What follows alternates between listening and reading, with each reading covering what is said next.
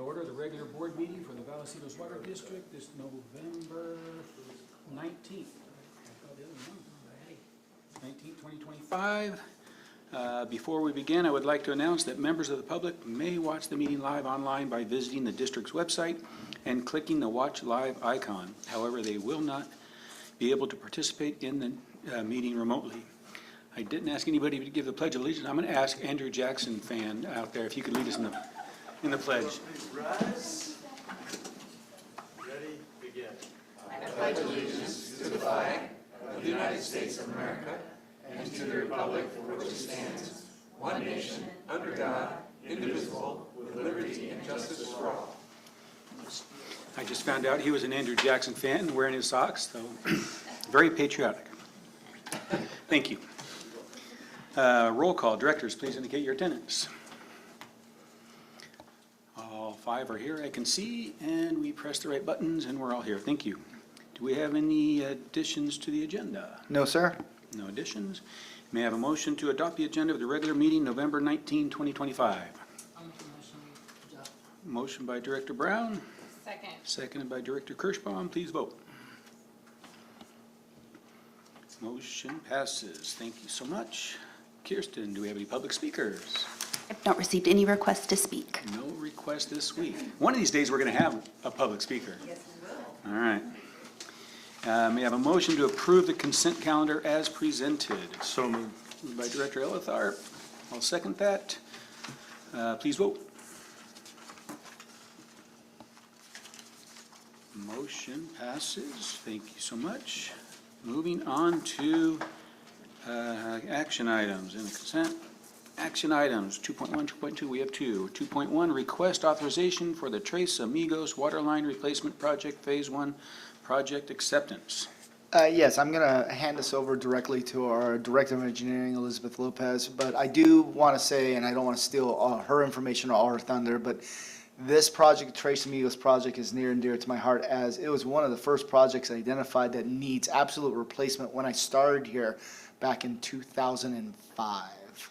But other projects like the Metal Arc expansion and the 40 million gallon tank took precedence, and it kind of fell by the wayside. So I'm very happy to see this project finally reach its true end here into a brand new water line. So with that, let me hand it over. So before you go, so you've been on this first, why is it called Tres Amigos? Is there a story behind that?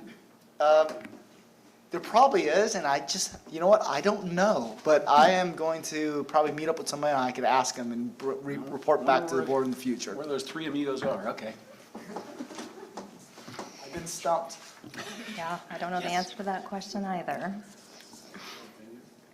Well, good evening, President PENNOCK and members of the board. The item for consideration this evening is project acceptance for the Tres Amigos Waterline Replacement Phase 1 project.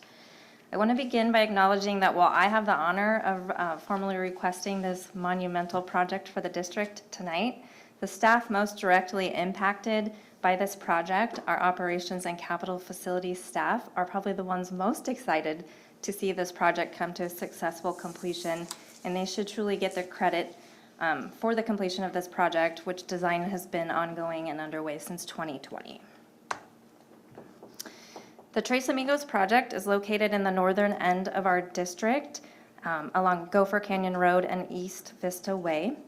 As you may recall, on September 18th, 2024, the board authorized the general manager to execute nearly a $5.7 million construction agreement with Trico General Engineering. That contract was to replace 7,800 lineal feet of existing thin-walled steel pipeline, which was installed in the 1950s and 60s. That's shown on this figure in the dashed light blue line. And that pipeline was to be replaced with new 8-inch PVC pipeline, shown here in the alignment in yellow. A key objective to this project was to relocate this existing pipeline out of customers' backyards and into the right-of-way, and to replace it with a new PVC pipeline to provide reliable water supply for years to come. And I say reliable water supply for years to come because the aging steel pipeline has a long history of main breaks, and the thin wall thickness of the pipeline has made it difficult to repair. Over the past 20 years, there have been 42 main breaks, shown here on this figure in red. I'm sorry, past year? 20 years. Past 20 years? 20 years, 42 main breaks. 42 main breaks. And each of these main breaks has created emergency responses for our operations staff and disruption to our water service for our customers. Since our customers' water service has been interrupted over the years through these main breaks, our team took into careful consideration how to disrupt customers' water service as few times as possible during construction. Staff worked with Vista Irrigation District, a neighboring sister water agency, to obtain a construction meter to supplement our new pipeline with water from their system to keep our customers in service during the last shutdown for the project. This prevented most customers' water from being out of service for an 8-hour shutdown at the end of construction. Feedback received to our construction management staff on site from customers was that our contractor was really accommodating. Access was maintained through narrow corridors, and customers were generally just really thankful to have this pipeline replaced, knowing that their water service in the future will be more reliable. I even hear stories of customers baking cookies for our construction management staff. Trico Engineering was a good contractor to work with. They're not local. We haven't worked with them before, but they were easy to work with. They successfully completed the project about $450,000 under the contract amount. Part of that is because we had less rock excavation than anticipated and actually less asphalt repair to do at the end of the project. So, as General Manager said, this project's near and dear to his heart, but another staff member this project is also near and dear to his heart is our inspector for the project, who when he started his career here at the district, he started in the construction group of the Operation and Maintenance Department. And these photos here are of him personally repairing some of those main breaks we saw on that figure. What? So he's lived through, and he's here this evening. There you go. Hey. So those pictures they looked old, so these are what, 15? 2002. 2002. Pictures look old, but you look the same. So I think if anyone's really excited for this project to finish, it's our inspector. He's lived with this for over 20 years and seen the history of these main breaks and had the honor of actually being part of the construction team inspecting Trico's work. So wanted to share that with you because I thought it was a little interesting history for us. Nice. And is it okay? I mean, what's your name? I'm John Childs. John Childs. Thanks, John. Appreciate it. You bet. So with that, staff respectfully recommends the board approve project acceptance for the Tres Amigos Waterline Replacement Phase 1 project and authorize the general manager to file the notice of completion and release retention in accordance with our contract documents. And if you have any questions, I'm available. And I have just one thing to add. Of those 42 breaks, we got into a pattern towards the end there as they were accelerating. We were averaging about 1 break a month for last year, roughly. It didn't come consistent like that, but it's over last year, roughly 1 break a month. Nice. Thank you for that presentation. Pictures and all. Appreciate it. Any public speakers? Excuse me, not received any requests to speak. Okay. Any questions from the board or comments? No. I mean, if Chris was here, he'd usually have those poppers. This is like one of those popper moments. So congratulations. I mean, yeah, I love all the small stories that goes with that, with, you know, John's story and the cookies to the workers and all those little things are cool. So thank you. If there's no comments, then may I have a request a motion to authorize project acceptance, that sounds really good to say, and authorizing the general manager to file a notice of completion and release of retention of funds to the contractor following the 60-day notice period, provided no claims are filed in conformance with the contract documents. May I have a motion? Move to approve. Motion by Director Hernandez. Second. Seconded by Director Elithar. Please vote. Job well done. Thank you. All. Yeah. Pat yourself all on the back. Give yourself a big old pat on the back. That's awesome. 2.2, fiscal year 24-25 audit and annual comprehensive financial report. This is another one across the finish line. That was, thank you. Thank you, guys.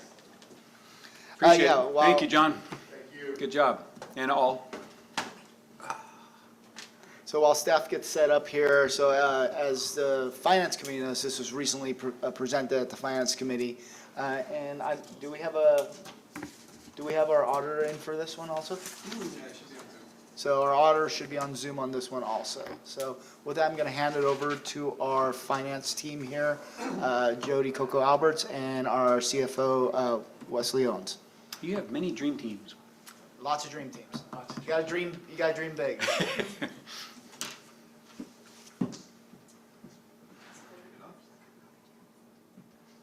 All right, well, this is the fiscal year 2025 annual audit, and Coley Delaney should be on the line to do a presentation to start it off, and then Jody Coco is going to do the second part of the presentation for staff.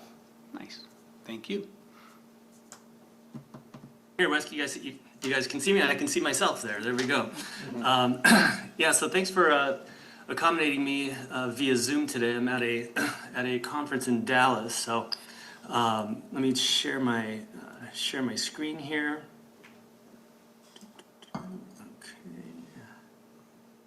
All right. Let's see. Okay, you guys can see it there. All right. Yeah, so my name's Coley Delaney. I am a partner with the Poon Group, and I was the engagement partner for the district's fiscal year 2025 audit. Just have a quick presentation to go over. I'm going to talk about audit responsibilities real quick, go over a couple financial indicators, and then I'll give you the audit results and turn it back over to Jody after that. So, starting on the audit responsibilities, we'll start with management's responsibilities. So, management is ultimately responsible for these financial statements. These financial statements do belong to the district. We attach our audit opinions and sign off on the reports, but ultimately these are management's financial statements. Management's also responsible for presenting those financial statements in accordance with U.S. GAAP, for adopting sound accounting policies, for establishing and maintaining internal controls over financial reporting and compliance, and for providing the auditors with evidence supporting the amounts and disclosures in the financial statements. They're also responsible for the fair presentation of the financial statements that are free from material misstatements, and that's whether due to fraud or error. And ultimately, management is responsible for preventing and detecting fraud. As the auditors, our first responsibility is to perform the audit in conformity with generally accepted auditing standards as well as government auditing standards. We are required to communicate with those charged with governance, which is what I'm doing now, and also at the Finance Committee meeting. We're responsible for assessing audit risk of internal control over financial reporting and determining the fairness of the presentation of the financial statements. Ultimately, we are responsible for rendering our opinion on those financial statements, and we do issue recommendations to management if and when we do have any. So I'll go over some key financial indicators. I'm going to leave most of the discussion of the financials to Jody after this, but we just kind of like to add this stuff into the presentation just so you can kind of get a couple-year look back and see kind of how you're trending for a few key ratios. So I have 4 of them listed up here, starting with and so we're looking back 2025 back to 2022, starting with the current ratio, which measures the district's ability to pay their short-term obligations or those due within 1 year. So as we can see, current assets exceed current liabilities by over 6 times. That is a fantastic ratio, but however, you can see that it has dipped a little bit versus the last 3 years. The capital condition ratio, that shows the ratio of accumulated depreciation to total depreciable assets. So what this ratio shows, it's an indicator essentially of the age of an entity's assets. So a higher ratio means older capital assets. So as we can see, the district's at 48%, very, very consistent with last year, but typically we do see this kind of creep up at about 2% per year. So this is a lot along the lines of what we see with our other water district clients. Next is the pension liability to net position ratio. So this is essentially, how much of your balance sheet is taken up by your pension liability. Some places have, the pension is by far the largest liability, and they have a much higher some places have much higher ratios than the district does here at 3.6%. So that actually is a decrease from last year, and that ratio is very consistent back with 2023. 2022 is negative. That was actually a pension asset scenario at that time. Lastly, we have operating margin, which is essentially your operating profit, right? So do your operating revenues cover your operating expenses? And we do pull depreciation out of those operating expenses. So this increased significantly in 2022 in operating revenues, just barely covering operating expenses in 2023. And operating revenues provided a little bit more cushion in 2024 as the ratio increased to 1.05 from 1.01.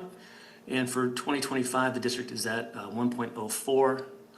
So operating revenues are still sufficient to cover operating expenses, and those ratios have been pretty consistent for the last few years. And so just to keep this short, we'll get to the audit results. So ultimately, we issued an unmodified opinion on the district's 2025 financial statements. So what that means is that the financial statements are fairly presented in all material respects. The significant accounting policies have been consistently applied year over year. The estimates included in the financials are reasonable, and the disclosures are properly reflected in the financial statements. For other results, we're always happy to say that we had no disagreements with management, no accounting issues were noted where there was a lack of authoritative guidance, and we noted no material weaknesses or significant deficiencies in internal controls over financial reporting or compliance. And with that, that will conclude my presentation, and I will turn it back over to Jody. Thank you, Coley. What's that? Yeah, you have a question here, Yeah. Coley. So I just had a question, if you could go back to slide 7 that showed the ratios. So my question is on the operating margin. So as a nonprofit agency, I mean, our ideal situation is to just be at 1. Is that right? Well, I mean, it's always, in this case, higher is better, but you at a minimum, unless you have, you do want to be over 1, right? So where your operating revenues cover your operating expenses. Again, we do take depreciation out of this, but we do see a lot, not necessarily for governments, and not necessarily in an enterprise situation like the district is. They will typically operate at an operating loss because they have non-operating income that is coming in the form of property taxes or other sort of non-exchange revenues. But so since the district is an enterprise operation, you do still want that operating margin to be over 1.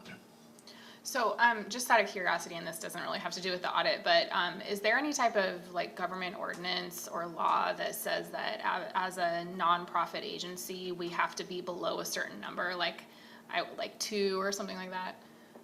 No. Oh, No, okay. there's nothing like that. Okay, all right, thank you. Thank you. Thank you. Back to Jody.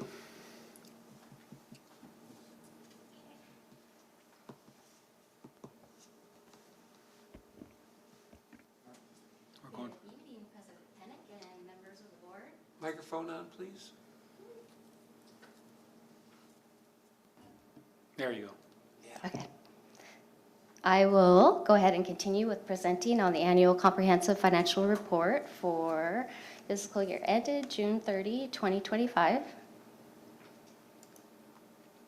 Some background information for those that are new. As you can see from its table of contents, the ACFR is organized into 3 main sections: introductory, financial, and statistical. To start, I will go ahead and dive right into the introductory section.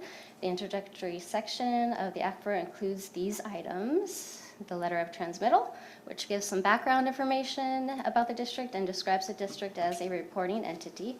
It also talks about economic conditions and outlook, and lists several of the district's awards and accomplishments.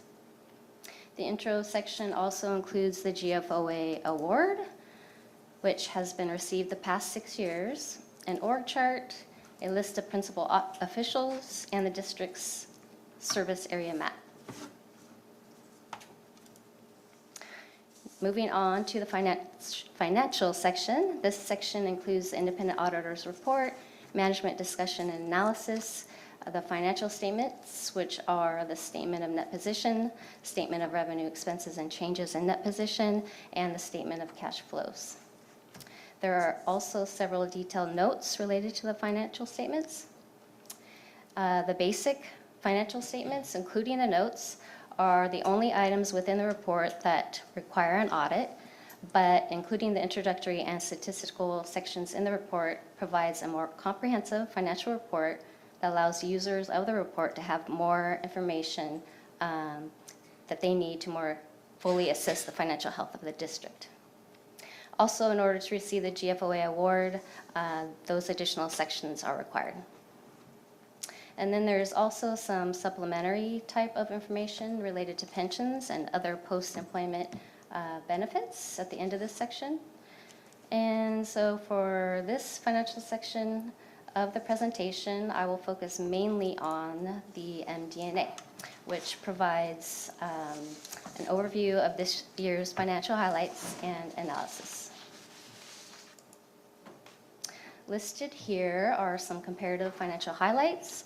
When comparing 2025 to 2024, water sales increased by $6.5 million, or 22.1%. And that was due to an adopted rate increase of 6.5%, in addition to an 11.1% increase in water demand during 2025. The district continued to experience growth through increasing development. $14.5 million in capacity fee revenue from development was received during 24-25, compared to $2.7 million in the prior year. And capital asset acquisitions and construction increased from $17.6 million to $22.6 million, or 28.4% in 2025. This is the bottom portion of the income statement. For 2025, it shows that there was a net income before contributions of about $586,000. And the net position increased by $20.8 million after capital contributions of $20.2 million. So some other items to highlight and note are that the district did not incur additional debt, long-term debt, during the year. And there was a $200,000 increase in interest income. Highlighted in green on the right, capital assets increased by $17.5 million as a result of renewed construction. And then deferred outflows, and towards the bottom, deferred inflows. These large decreases are pension related and based on actuarial assumptions calculated by CalPERS and are required by GASB 68.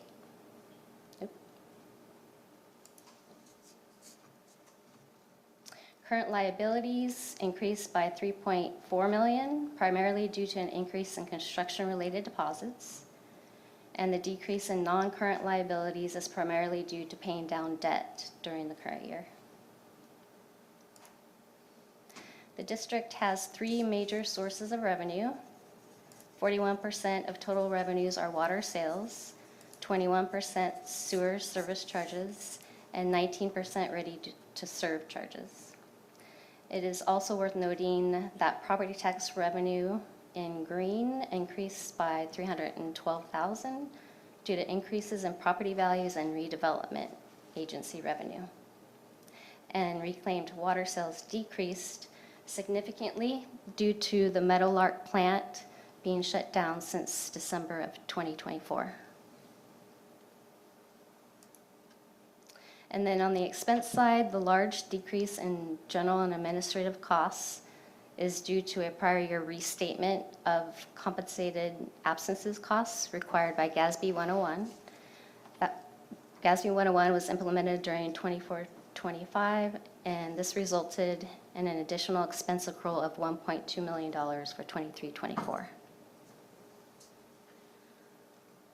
Did you want to add more information to that? In addition, the Meadowlark Reclamation Facility costs decreased significantly, also due to the Meadowlark plant being shut down during December 2024.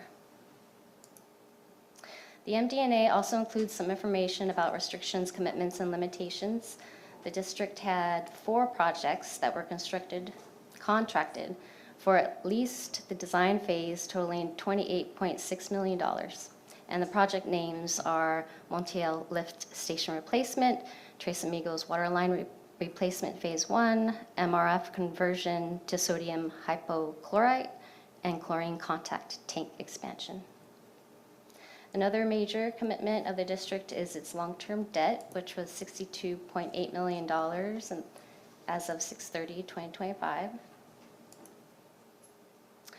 The MD&A also includes economic factors that were considered when preparing the 2026 budget, such as slight increases in residential water usage, large rate increases from the San Diego County Water Authority were built into the budget, increases in construction and development were assumed, and cost increases related to increasing regulatory compliance were also included. And that concludes the financial section of the ACFR. The final of the 3 sections of the ACFR is the statistical section. The statistical section has 5 areas of focus: financial trends, revenue capacity, debt capacity, demographic and economic information, and operating information. These areas include 16 total tables with 10 years of data in each and provides readers with more information that improves transparency.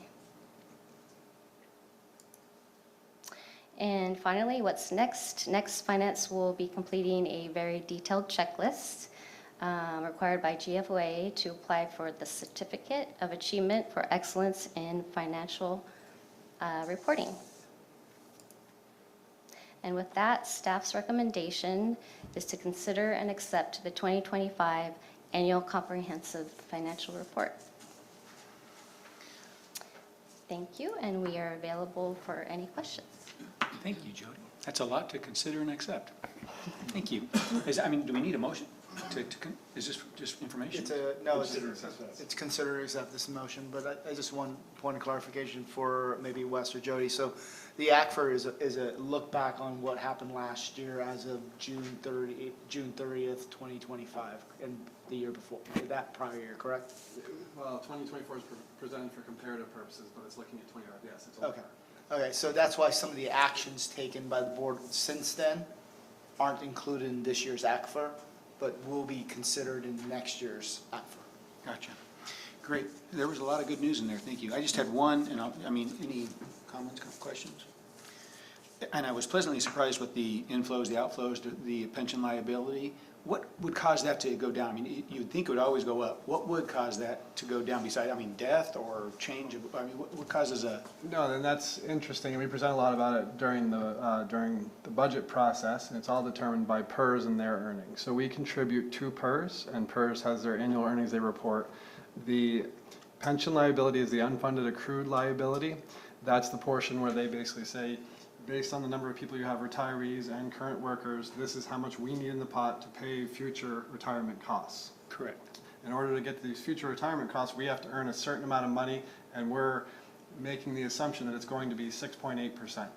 If they earn 6.8%, the world is good, and we have no additional liability for the most part. There are other assumptions too, but I'm trying to keep it simple. So if they make 6.8%, it's zero. We come in, and everything is good.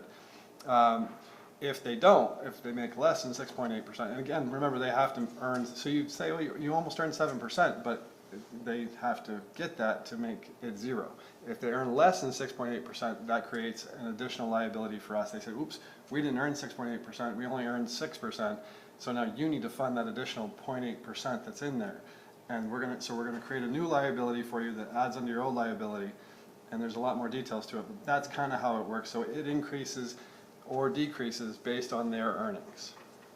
And we're paying off the debt. So if it came in at zero and we had a liability and we made the payment that was required for the unfunded accrued liability, then it would go down. It'd be like paying off your debt. Interesting, okay. And the other thing with PERS, it's by the time you get the actuarial, you're almost 2 years behind, because it's last year's earnings, and then they do the actuarial, and then they provide it to you, so you're almost a year and a half behind by the time you get it? It's about 2 years because they use a Okay, measurement date, and yeah. this measurement date's this year, and the actual date is last year's. It gets very complicated but very interesting, and we've put a lot of time into understanding how it works, and we could actually do a finance committee meeting and explain more if you really want to be. You might be put to sleep, you might be very intrigued. I don't know. It just depends. It could be a combination, you're right. I think I've heard Wes do it 4 or 5 times now, so No, but it is I could interesting. pretend to do it, but Wes is the expert. And then one quick question, you went over pretty quick. We have 62 million in long-term debt. What was it last year at this time? Oh, yeah, I think we paid down 5 point, is it 5 I think it million? was 66 million last year, so 3 or 4 million. All right, I'd like to see that. No, we're trending in the right direction. And we issued no additional debt, so that's going down. That was, And all of our debt's at a really low interest rate. We've got the majority of it's at 5%, which is the 2015 revenue refunding bonds. Those are due to be refunded, so we can look into that if rates start going in the right direction. And the other debt we have is the 28 million in the 2021 COPS, and that's at 2.34% interest. So we have really good debt outstanding. good job. You guys are doing awesome. Thank you. Any other comments, discussion? If not, then yeah, we do need a motion to request to accept the annual comprehensive financial report for 24-25. Move to approve. A motion by Director Kirschbaum. I'll second that. Seconded by Director Brown. Please vote. Motion is accepted and completed, and thank you. And with that, that Finance Corporation, to wait till the end? Okay. General Manager report. Yeah, so as President Pennock brought up, there will be a Finance Corporation meeting immediately following this meeting to go over the same thing that you just got presented on. So a couple of really quick items that may be of board interest. On December 7th is the holiday parade for San Marcos, and Vallecitos will be contributing a float into that parade, which is going to be our brand new large Vector truck, which is, I think, nicknamed Big Blue. Yeah, so. That's the 17th? Yes. And then the December 16th, we're having our winter blood drive, and we obviously encourage all members of our staff and also the board to sign up for that if you so please, and it'll be right out here in the parking lot. And Chris and his team usually organize that. That concludes my report. Thank you. That's cool. Have we ever had a float? Yeah, we used to drive the Jeep in the float and some of our equipment back in the day. The Jeep is not in, no, it's a museum piece now, and we haven't been in the float in years. So this is the first time re-entering the float. We've teamed up with other local government, City of San Marcos primarily, to help keep the existing parade relevant. And we're going to go back in, and with our new kind of push for Vallecitos in the community, it felt very appropriate to be part of those community events. Nice, thank you. Sounds fun. You should be on top throwing out like toilet leak detector kits or something. Some toilet dive. Exactly. District Legal Counsel. Just a brief announcement. Aqua will be the first week of December, and BBK will be hosting its annual client dinner on Wednesday night, December 3rd. I hope you've all received your invitation, and if not, let me know. I'll get you one, and we'll reserve you a place at the table. We're going to Vincenzo Cucina, a nice Italian place down in Little Italy, so I look forward to seeing all you. Thank you. That's nice to get an invitation from District Legal Counsel with no legal mumbo jumbo stuff going in. Thank you. Appreciate that, BB&K. San Diego County Water Authority. We did not meet since the last meeting. We have a meeting tomorrow. Oh, you do? Sorry. ENCINA wastewater. Do you have any report? Jim? Yes, we had our meeting this morning, and we discussed, what are the action items? The key performance indicators and the primary sedimentation basin rehabilitation. And I think there was one more. The cogen upgrade project, progressive design build phase 1. And that was all. Yeah. And I was at that meeting, and they're doing well. It's a $10 million project to do those sedimentation basins. I think we got 6 done, and, no, I don't think, you only have 3 down and 6 to go, I think, maybe. Nice. Standing committees? Yeah, the engineering committee met yesterday. We got items for discussion, capital facilities, FY 25-26 quarter 1 update. We got an update on the O&M's CIP projects, and thirdly, an amendment to the District 8 headquarters HVAC system professional services agreement. All very informative items. Thanks, staff, for that. Thank you, thank you. Any other reports on meetings, conferences, seminars attended? Director Brown. I just wanted to thank Jason and all the staff that were able to show us Meadowlark the other day. It was really a learning curve for me, and very exciting to see it finally coming to an end. So thank you. Yes, I agree with that. Thank you. Any other comments? If not, no, future agenda items? If not, this meeting is adjourned.